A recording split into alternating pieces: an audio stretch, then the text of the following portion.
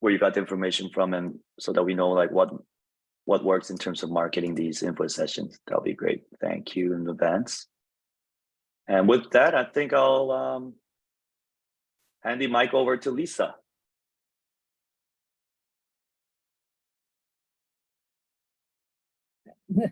I couldn't find the unmute button. Okay, welcome everyone. It looks like we have a small group today. I wish we could see everyone's faces since it's such a small group, but welcome. Thank you for joining. My name is Lisa Morris, and I wanted to thank you all on behalf of the Patent Pathways program for joining us today. We're really excited to share with you everything that we know about working in the field of patent law, and also share with you information about the Patent Pathways program, which is a program that aims to help underrepresented minorities enter the field of patent law.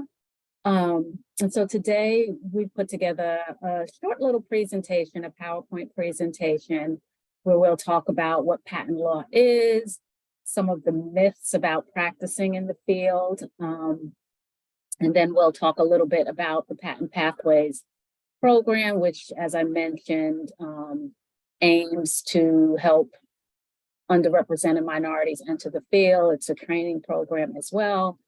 And after that, we'll talk a little bit about our individual paths into the field and what we do and what we enjoy about working in the field.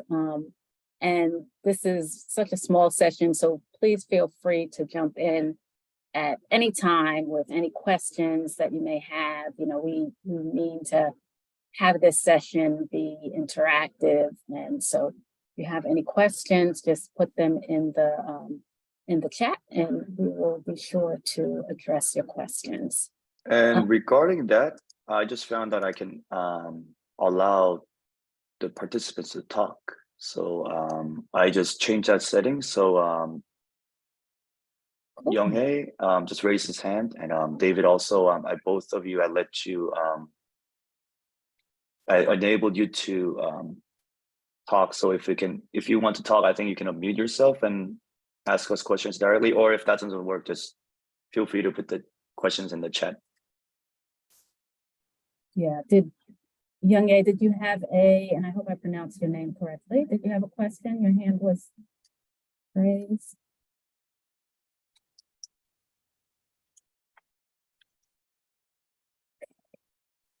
If you did, feel free to put it in the chat or raise your hand again. Okay, so again, I'm Lisa Morris. I'm a patent attorney at Holland and Hart Law Firm, and I'm joined by my co-presenter, Ed Kim, who is a patent attorney at Harity and Harity. And then we also have Raynetta Ellison and Aaliyah Kingwood, who are both participants in the Patent Pathways program. So we have a lot to cover today, and we only have about an hour.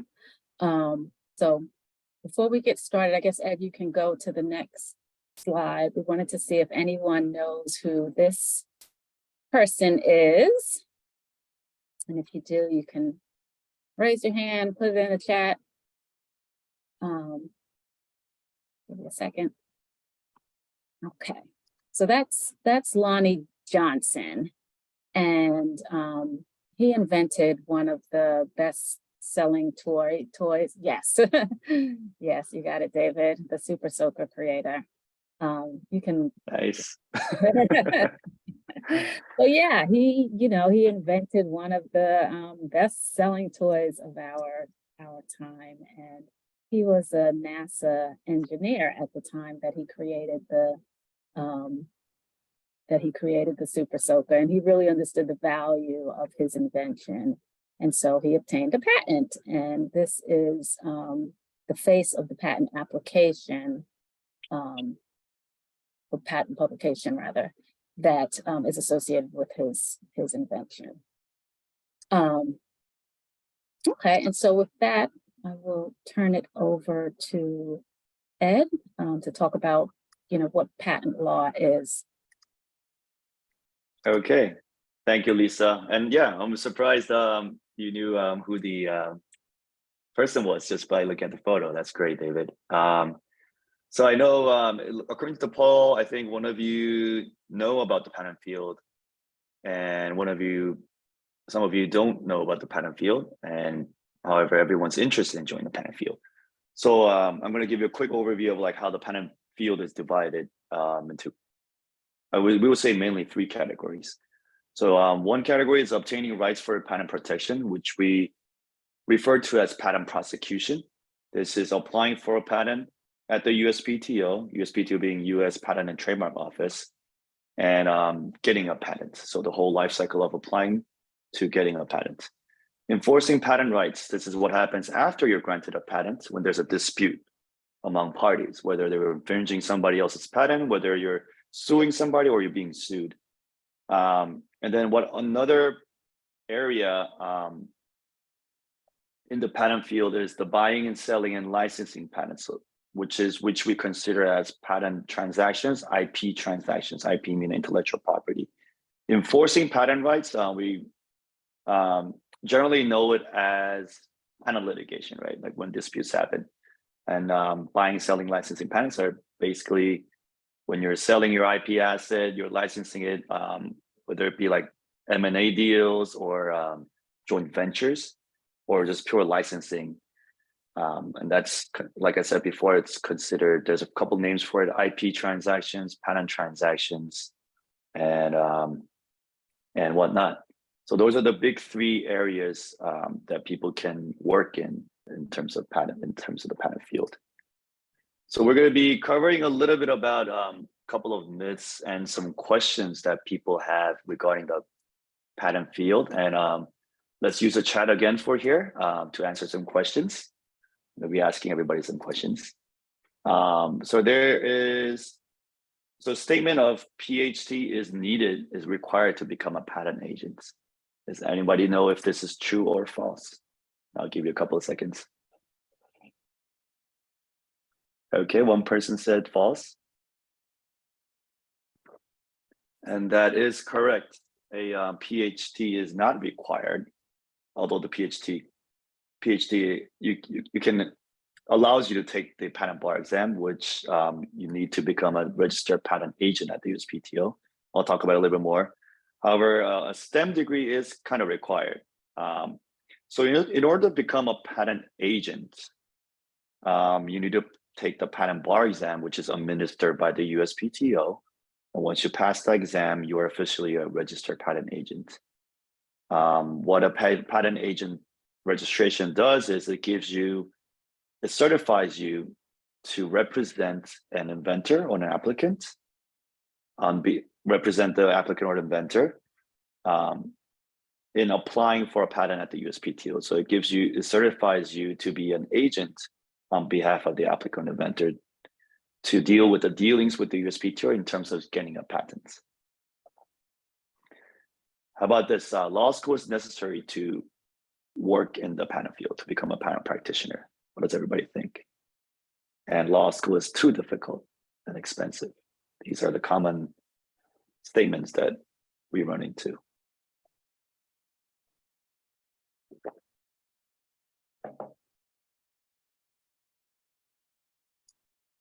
This is also false. Law school is not necessary. Like I said, you can become a patent agent with just a STEM degree. There are other categories where you can prove to the USPTO that you've mastered or took a couple of courses, number of credits that's required for in each category. It would be like science and math to sit for the patent bar exam. But in terms of law school, the law school is not necessary to become a patent practitioner. In the patent field and the patent practitioner, there's also a couple of categories of patent practitioners. First, if you pass the patent bar exam, you're considered a patent agent. There are patent attorneys who went through law school and are barred in a state to practice an attorney, but who have not taken the patent bar exam, but they're still considered patent attorneys. And then there are patent attorneys who are barred in a state to practice as an attorney and who have taken the patent bar exam. And so basically they're also registered at the USPTO as a patent attorney. The patent attorneys who did not take the patent bar exam and who are not registered at the USPTO cannot represent a client with the dealings at the PTO because they're not certified. But then again, because they're attorneys working in the patent field, they're called patent attorneys. Patent agents are people who are registered at the patent office as a patent agent, but does not necessarily have a law degree. There are a couple of words, different titles for patent agents. Some companies or law firms refer to them as technical specialists, patent engineers, patent agents.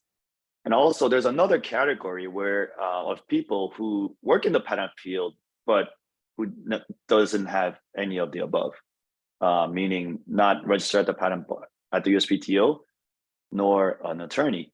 And common title we see for those people are patent engineers, patent scientists, patent business analysts, and some people are called technical specialists as well. In terms of the statement, law school is too difficult and expensive. That's also false. There are many programs, companies and law firms who are willing to sponsor you during law school. If you work for the law firm or the company while you're in school. And there's also many scholarships available. How about this statement? Patent attorneys are in court often. Does anybody have any comments on this? Is it true? Is it false?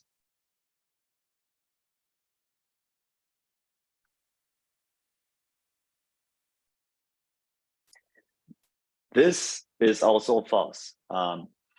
Patent attorneys who work in the patent prosecution field, because you're dealing with, if you're dealing with applying for a patent and getting a patent at the USPTO, you won't be in court unless you're part of the litigation team. And just like David said, if you are a litigation attorney, if you're a patent attorney working in the litigation field, you may end up in court, but even then, a lot of cases end up settling before it ends up in the court. So not unlike what we see in the TV, patent attorneys are not in court all the time. How about this statement? Is it too late to become a patent practitioner? Does anybody have comments on this?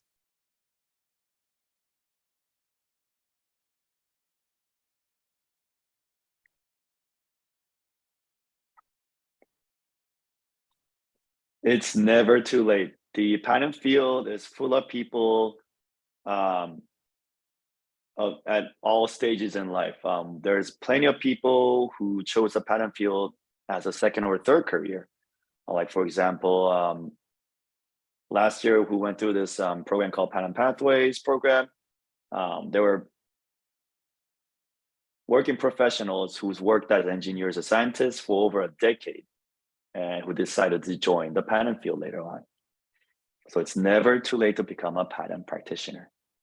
And I'll hand the mic over to Lisa again to talk a little bit about the advantages of working or careers in the patent field.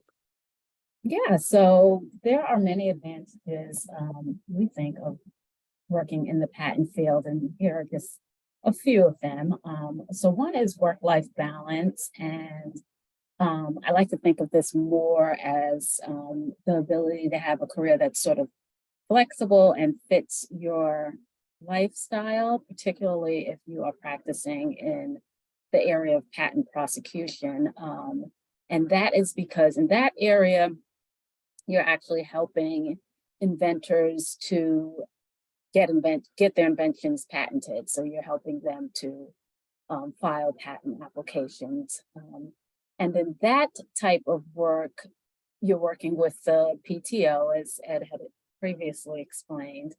And that's an agency, and they have set forth certain timelines of when things are need to be filed and when things are due with the office. And that allows for a lot of predictability. And that predictability allows for predictability in your work life, and also allows for some flexibility. So there are a lot of attorneys and patent agents who are able to work remotely. I work remotely, for example, or who are able to work in hybrid situations, who are able to have different time schedules.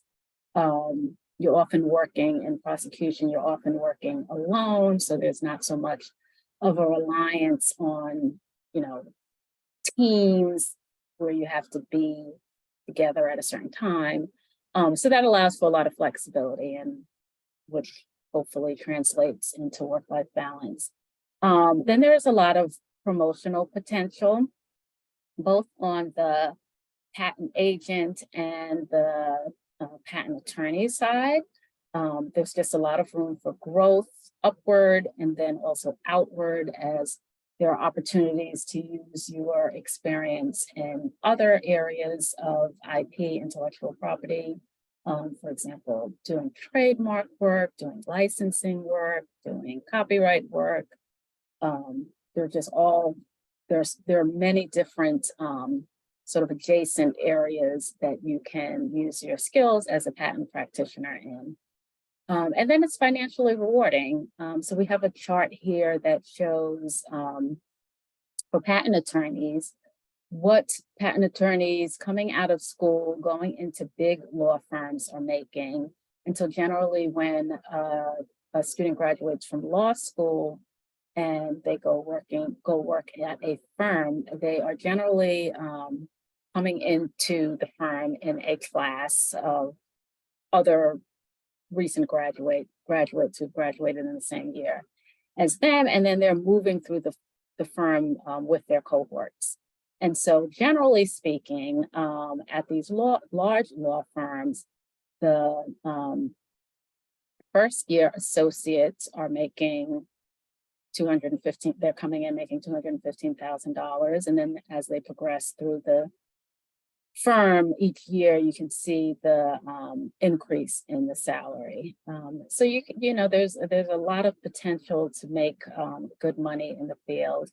And then even as patent agents and technical specialists, you can also make a lot of money.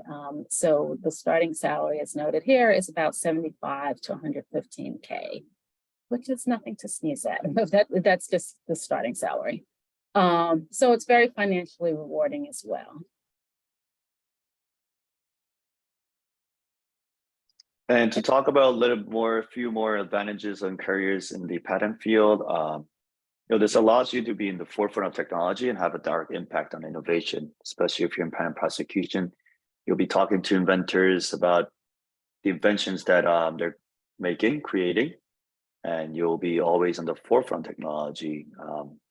These patents, so what we see in the commercial market are systems or devices that are actually patented like over a decade ago. So you'll be always at the forefront. There's also a lot of funding available while at school, scholarships, jobs at law firms while you're at school. And there's a lot of job security in this field because it doesn't really get affected by the recession that much. There are studies that talk about how companies actually focus on procuring in R&D and procuring patents because it's a long-term game. The life cycle of a patent is 20 years to get 20 years protection on your invention, on your IP assets. And there's a chance for you to become a trailblazer and role models because there is a diversity issue in the patent field. Once you join the patent field, there are many opportunities for you to become a trailblazer and a role model. Rest of the presentation will be focused on a program called Patent Pathways, and it's a program for increasing diversity in the patent field by helping underrepresented minorities enter the patent field. And there's a program called Patent Pathways, which is a series of programs that will be held annually. Last year and this year, we're focusing on African-American and Black female candidates because that was the least represented minorities in the patent field in terms of patent agents or patent attorneys who are registered to practice. So this is a program that is put together to kind of help. And next iterations will be focusing on different diverse groups. And it's a specific program that is created to help the participants enter the patent field. And the program is kind of broken up into 3 parts. You apply for the program, you get interviewed. If you get in, if you're selected, then you get to participate in it. The program offers training on patent bar exam, and preparation for the patent bar exam is paid for. These are sponsored. This whole program is sponsored by companies and law firms. It's free, and you also get to take a nationwide course that preps you for the patent bar exam offered by PLI. There's hands-on skills training through sessions held by volunteer attorneys. There's an ongoing mentoring with 2 mentors, one in-house counsel, meaning an attorney who works at a company, and another attorney who works at a law firm to kind of guide you throughout the whole process. And throughout the program, you will be matched with law firms that are ready to hire, and you get to have a chance to interview with them. I think that's a quick overview of what the Patent Pathways program is and what a patent field is all about. And I'll hand the mic over back to Lisa, who will be starting the panel discussion for us. Thanks, Ed. Yeah, so I guess before we go into the panel discussion, where we'll talk a little bit about our personal experiences in the field, I just wanted to check in and see if either of you have any questions for us. All right. Okay, so we'll just get started in our panel discussion. So we'll talk a little bit about we'll start by talking a little bit about our technical backgrounds and how we got into the field and, what drew us into the field. So for me, I have a bachelor's and a master's degree in computer science. I worked prior to becoming an attorney, I worked as a database developer for a number of years before I decided to go back to law school. And at the time when I went to law school, I actually had no real knowledge about patent law. I knew, kind of surface level what it was, but I didn't have any details about it. And subsequently had no interest in practicing it. I was actually thinking about doing something in the public interest space. But while I was in law school, which I attended at night while I was working full-time during the day, I learned about the patent field from a professor who had a similar background as I did. He was also a computer science major. And so he, kind of told me a little bit about the field and encouraged me to just sit for the patent bar exam. He said that even if it was something that I did not necessarily have an interest in, it would still give me an opportunity to sort of find my way into the legal field. It would give me an opportunity to get my foot in the door. And it was always like something that I could do to make money if I needed to. So that kind of opened my eyes to what the field was all about. And then soon thereafter, I ended up getting a job with a law firm who's the managing partner of the named partner of the law firm. He was an alumni of my law school, and he came to the school looking particularly for law students who had a technical background, who were interested in working at his firm as a technical consultant. And so Ed talked a little bit about that path. So that is someone who sort of has the technical or science background, but does not have necessarily has not necessarily sat for the patent bar exam yet. So I ended up working at that law firm and essentially did the work of a patent agent, but was, I couldn't actually practice before the Patent and Trademark Office without having registered. But, in the background, I did all the work as of a patent agent. And I just really enjoyed it. I found that it fit well with my technical background, and um, sort of like I like the way that the style of work I sort of enjoyed. So the fact that, you kind of doing a lot of a lot of solo work without so much interaction. I'm a bit of an introvert, so I kind of like working solo.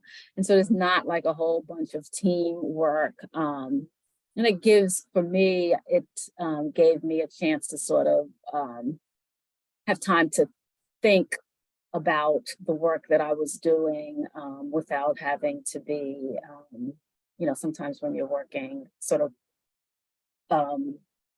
litigation, for example, you're thinking on your feet like really quick. You need to be able to respond really quickly, and that's just not kind of how I work. So this particular type of work, and it was patent prosecution, this particular type of work really fit well with just sort of my work style and my personality. And so I ended up deciding to pursue it. And so after working for about a year there, I ended up taking the patent bar exam and becoming a patent agent. And then by then I had also graduated from law school and took the state bar as well. And so I became a patent attorney. So that was my path into the field. And Ed, maybe you can talk a little bit about your technical background and how you got into the field as well. Yeah. So how I got into patent field is during college, I took a year off. I worked as an engineer overseas in a co-op. And kind of after about halfway through the program, I was kind of interested in what other what other careers that are available for people with an engineering degree. And it was overseas in Japan. I was at the R&D headquarters, and of course, they were filing patents in the US. So I was introduced to the patent team to kind of proofread patents that were being filed in the US. And it got me interested. There was like a whole new world of people who had engineering degrees, but working as attorneys or agents. So I got interested. When I came back to the US to graduate, the USPTO was hiring, and I thought it'd be the best way to kind of get my hands wet, feet wet, at the place where patents are being examined and being granted. Joined the patent office, worked over a decade, and decided to go to law school later in the career. And kind of like Lisa, I was working during the day, went to law school at night, which is a part-time program, graduated. I worked at a firm doing litigation a little bit. Now back in patent prosecution, working as a patent attorney, helping inventors and clients procure their patents. Great, thanks, Ed. And I'm just going to go across my screen. So Renetta, can you talk a little bit about how you, so as I mentioned, Renetta is part of the Patent Pathways program. So maybe Renetta, you can talk a little bit about how you got into the program, how you learned about the program, how you decided that you wanted to enter this field, and what your path was. Thank you, Lisa, and hello, everyone. So as Lisa mentioned, I am a participant in the program, and I somewhat stumbled my way into the program. So I too went to law school at night while working full time, and I was working in public policy, which is totally not related to patent law, but I knew that I wanted to try to merge science with my law degree. And I have an undergraduate degree in biology, and I minored in chemistry. And I also have a master's in public health. So I just was trying to figure out how to integrate all of that. And so I started looking at how science could, fit into the law. And I remember from law school, I took one patent litigation course, and that was something I stumbled into as well, because going to school at night, you don't always get the opportunity to, pick all of the electives you want to take. You really sometimes have to pick what fits your schedule. So thinking back about that class, I thought it, was pretty interesting.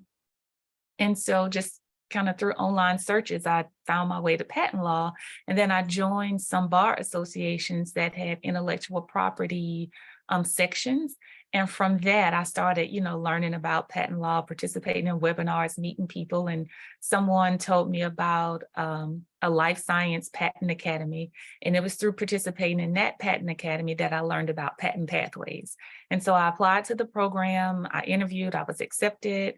And so that's how, I got involved in the program. And just from what the program exposed me to on the onset, I knew it was definitely a path that I wanted to pursue.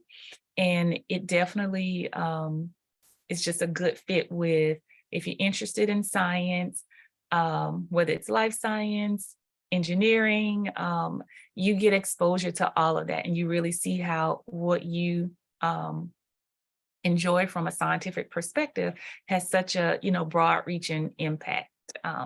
So that's what spurred me to, continue on this journey through the program. And I think a little bit later, we'll talk more about, the value of the program.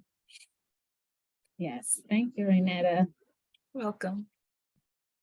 Now we have Aaliyah, who is also a participant in the Patent Pathways program. And Aaliyah has taken a different path. Aaliyah has taken, so we talked about pursuing a path as an attorney and then pursuing a path as an agent. And Aaliyah has pursued the agent path. So Aaliyah, do you want to talk a little bit about how you learned about the Patent Pathways program, your interest in the field, and what your path was?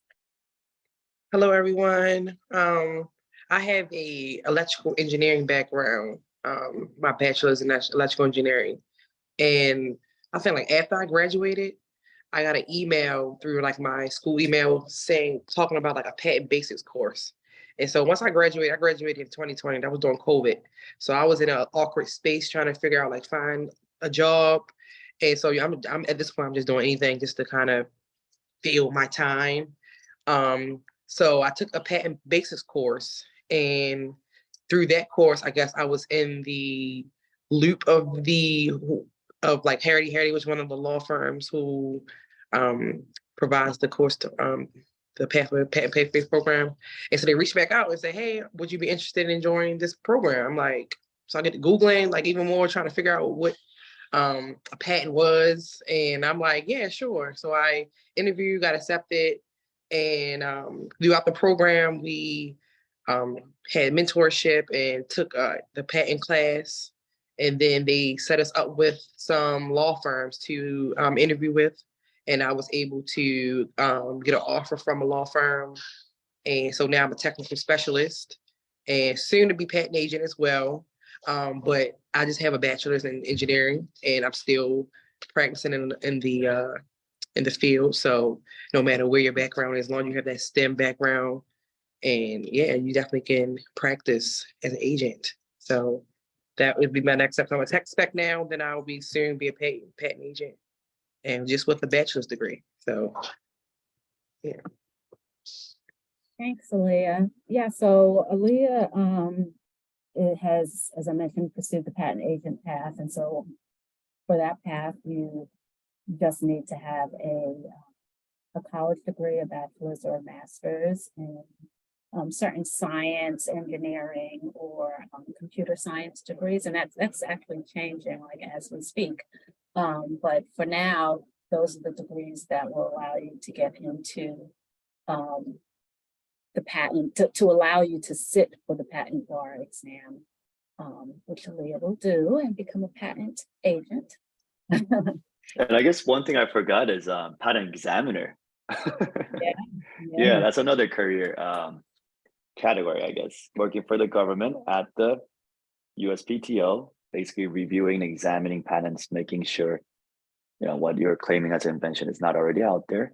So you're on the other side of what a patent agent and patent attorneys do. You're on the side that's reviewing the patent applications and rejecting or granting patents. Yeah, so to follow up on that, so we often think about patent attorneys and patent agents sort of working in these two sort of broad categories of spaces in patent prosecution or in litigation. But then there's many other areas. So those are the two broad ones. There's, as Ed mentioned, you can work as a patent examiner. You can also, do transactional work. There's so many other areas that you can work in. But today we'll talk a little bit about broadly what a patent prosecutor does and what like a patent litigator does. And as I mentioned, I work as a prosecutor, so I'll talk a little bit about that. And what a prosecutor does is basically we're trying to help inventors to get a patent for their invention, for their idea that they have. So we're working closely with the inventors to kind of help them flesh out their ideas and kind of decide what is patentable. And that would be like what is new, what is useful, and what is what they call not obvious in view of what is already in the public space. So we help the inventor to prepare a written description and drawings of their invention. So you saw, for example, with Lonnie Johnson's patent, you saw the drawing of his invention. And then you saw portions of the written description of that invention, and that gets filed with the Patent and Trademark Office. And there are examiners, as Ed was mentioning, who will examine that application once it's filed to make sure that it meets certain legal requirements that are necessary for a patent application, and then also determine whether or not it's eligible to receive a patent. And the examiner makes that determination about whether it's eligible based on certain legal requirements, but also based on whether the invention is novel. It's something new that isn't already in the public space, or something, as I mentioned, that's not obvious in view of sort of a combination of things that may be in the public space already.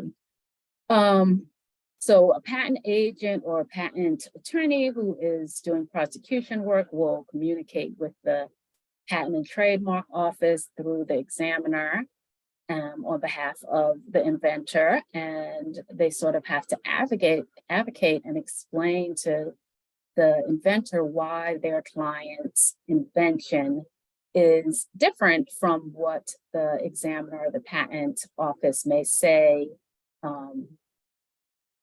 The patent office will generally say, oh no, your invention is kind of like the same as this other thing that's already out there.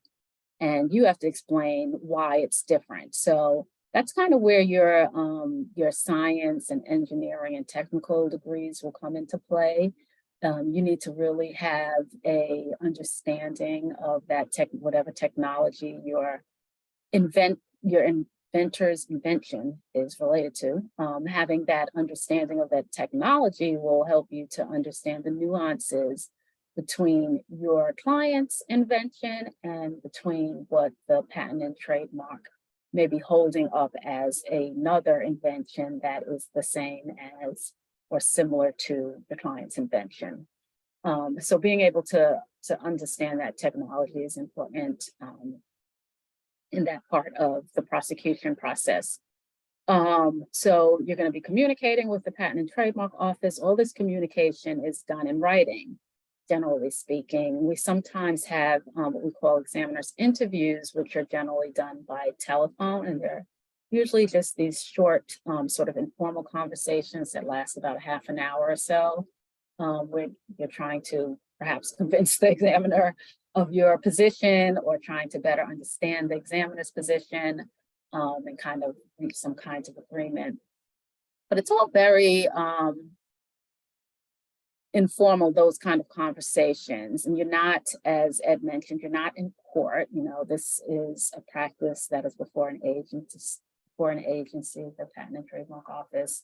And so it's not very adversarial. It's not like a contentious process.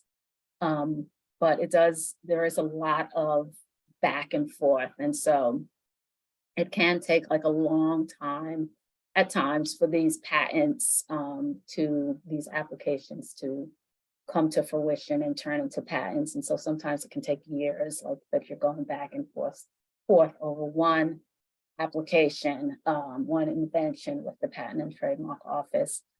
And, you know, just trying to settle with the Patent and Trademark Office on certain aspects of your invention that are different than what the office is claiming is already in the public space. So that's generally what a patent prosecutor does. And then there are patent litigators, and I'll let Ed talk a little bit about that since he has some experience in that space. Okay, so patent litigation, you know, like I said before, happens after a patent is granted to some party, right? So depending on which party you're representing, you'll be asserting that the other party is infringing on your patent, or on the other side, you'll be asserting that you do not infringe, your client's product does not infringe on the other company's patents, or you can try to invalidate the other party's patent, that saying that the patent should have never been granted because of these prior knowledge that's already out there. So this is what happens in patent litigation. I mean, I'm pretty sure people heard about the whole Apple versus Samsung litigation, which was all over the news a long time ago. And in terms of litigation, it's a lot of legalese, like legal procedures, sprinkled with a lot of technical aspects. So you'll be dissecting the company's records. You'll be dissecting the business units. You'll be looking at the patents. You'll be looking at your client's technology. And you'll try to create a story on either side, whether asserting that other parties infringing on your product, on your patent, or you're not infringing on their patents. So it's kind of like a storytelling. The job itself is kind of like a storytelling where you're creating this story or story that backs up your arguments. And there's a lot of legal procedures involved with it. That's why that's why you need a law degree to practice in the patent litigation field. Well, I take that back actually. So patent litigation team will be comprised of like technical specialists, patent agents, patent attorneys who are litigators, patent attorneys who are in the patent prosecution, and each will have the responsibility of dissecting the patent, the technology, and whatnot. So it's kind of like it's similar to what we know as litigation in general. You know, you're going through company records, you're going through all that stuff, documents, discovery. And one core difference between a patent litigator and a patent prosecutor would be, in patent prosecution, you're always kind of like on the forefront of technology because you're filing for a patent, right? Patent litigation happens after a patent is granted. So you'll be looking at technology maybe a couple of years behind, or even a long time from a decade ago. The patent lifetime of a patent is 20 years. Litigation may happen anytime within those 20 years. Once that 20 years is gone, the patent is no longer valid. So you don't really have a case there, unless you're looking back at, you're saying they infringed on this before.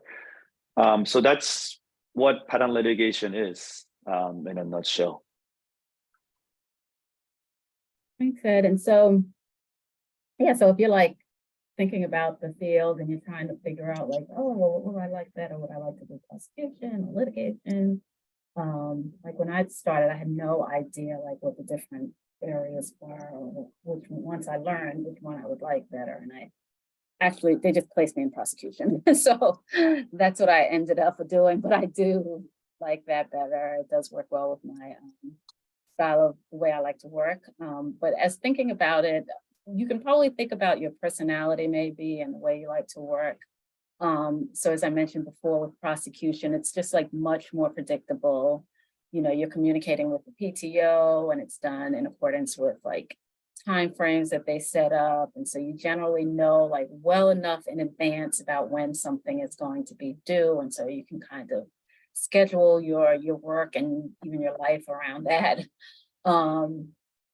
Let's see, you get to use your technical skills, as Ed was mentioning. You know, you're really at the forefront of technology because you're working with these inventors who are coming up with these really new and innovative ideas. And so these are things that are not hopefully in the public space yet. So you get to, you know, learn a lot of new tech, especially if you're working in a law firm where you will more than likely be working with different technologies. So you get new tech, you get to be at the forefront of that technology. If you like to write a lot, you're going to be doing a lot of writing as a prosecutor. As I mentioned, all of the communication is primarily in writing. You work mostly on your own.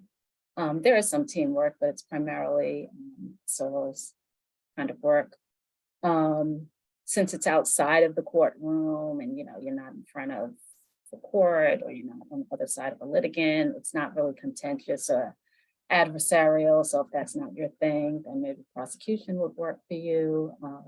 And it doesn't require a law degree. So that's another aspect. And I guess one thing we kind of forgot to mention is patent applications are filed before there's any public disclosure. Just like Lisa was saying, because once it's publicly disclosed, it's in the public domain. So patent applications will be filed before any public disclosure, meaning if somebody's giving a talk about their invention at a conference, you need to have it filed before that conference. Mm-hmm. So you'll be kind of going to Lisa's point, you'll be always kind of in the forefront. That kind of thing sometimes makes for unpredictable work. Like if you have a client that's like, oh yeah. And you're like, oh my God, you didn't tell me. And then you have to like file this application like right away. So that's kind of sometimes when you have some unpredictability. But that doesn't happen too often. So then on the litigation side, that generally does require you to have a law degree if you're going to be practicing in front of the court. It's a little more fast paced. It's kind of like what you think about maybe, I mean, not exactly what you think about when you look at these law related TV shows, because like Ed said, most cases actually end up settling. So you're not actually in court, you know, as much as perhaps you would think. And then also as a junior attorney, you're even less likely to be in court because generally that type of work is handled by the more senior attorneys. But you know, that's what litigation is. It is it would be other other thing is patent prosecution will be kind of more of a steady work because you kind of know the deadlines. It's every 3 to 6 months because these are rules set by the USPTO in terms of responses. Litigation is more of like a roller coaster. You will have some downtime. And then when it's game time, like in the discovery phase and whatnot, you will be on 24/7. Or maybe if you end up in court, maybe sometimes what I've heard, like what I've seen is like a month or two at a hotel and near the court, it's getting prepped for the whole litigation. That's a slight difference too. If depending on, like Lisa was saying, what your work style is, what you prefer. Yeah, so yeah, that type of work, you would never have to like sit up in a hotel room as a prosecutor. But yeah, you would still do a lot of writing. You know, you're going to be writing like briefs and motions and that kind of thing. So you still do a lot of writing, but you have some of that more traditional lawyering skills, I think, that goes into the litigation side. Like, you know, you have an opportunity to do like oral advocacy, you're doing like negotiations, trial work, you're, you know, doing that strategic kind of thinking on your feet kind of work. And you're generally working in teams. You don't think ever really work alone unless you're in a solo practice or a small practice in litigation. And then you still have an opportunity to learn new technologies, albeit, you know, a little later in the game than perhaps you would in prosecution, but there may be new technologies to you. You know, you're dealing with you know, you never know what kind of case you're going to get. So you could be dealing with a technology that is unfamiliar to you. So that's, you know, there's still lots of opportunities to learn new things. And so I don't know, maybe that's like a space for someone who's a little more outgoing than someone who wants to practice prosecution. Although I've seen like people who are not very outgoing, who are like introverts like me, who do very well in litigation. So, and there are people who do both, somehow, you know, are able to balance both. So you have that as well. So yeah, did you have anything to add about that, Ed? Okay, all right. Cool. So then just circling back to the Patent Pathways program, let's see, maybe Renetta, you can start and tell us like, you know, what you have found most helpful about the Patent Pathways program and how it's, you know, sort of benefited you in terms of your entry into the field. So it's really hard to narrow it down to one thing, but if I have to choose, it would be the support that you receive. Like we, in every aspect of like professional development in this space, the program gives it to you, whether it's, you know, support in preparing for the patent bar or support in preparing for interviews, writing coaching, just every aspect of the program provides some supplemental support for you. So it goes beyond just the, you know, training itself. And I think one of the biggest pieces of support for me has been just trying to figure out how to navigate a career, you know, in this space. You know, I continue to be non-traditional in the journey. And so, you know, I want to stay in the government and, you know, not necessarily go to a law firm just yet. So, you know, that's been interesting, but, you know, it's been people along the way to, you know, show me the different avenues that, you know, I can still be a patent practitioner, but outside of a law firm. Great. Thanks, Renetta. And Aaliyah, how about you? You know, you are actually working as a technical consultant. How has Patent Pathways helped you to get to where you are now? Yes. I think the biggest part was the interview process. During the program set us up with like 4 or 5 law firms to interview with.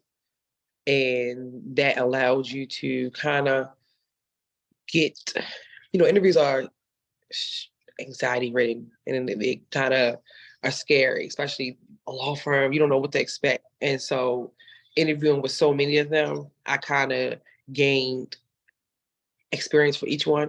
I feel like each interview was better after that one, the one before it. And I learned a lot. I love the sisterhood. We would meet on evenings with the other women in the program and reach out separately and build bonds with other people. The networking was the networking. The networking and the interviews was probably my biggest takes from the program. Awesome. Thank you. Yeah, we're kind of coming to a close now for the session. It went by so quickly. So I just wanted to circle back and see if either of you had any questions for us before we near the end of our time. And we know some of you may not fit the demographics for the Patent Pathways program, but we do have some information on additional programs that help you enter the patent field. So if you're interested, I dropped the email address in the chat. So feel free to email us there. Okay. All right, good. We have 3 minutes left. So and there are no questions. And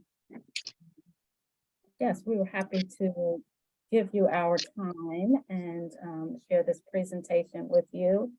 So as Ed said, if you do have any follow-up questions, feel free to reach out to us at info@patentpathways.org, or you can always go to the website, patentpathways.org, to get more information about the program or additional resources that may be applicable to you. So with that, I think we're done. Well, thank you very much for attending this webinar, and hope you have a great weekend. Yes. Okay, bye, everyone. And thank you, panelists. You're welcome.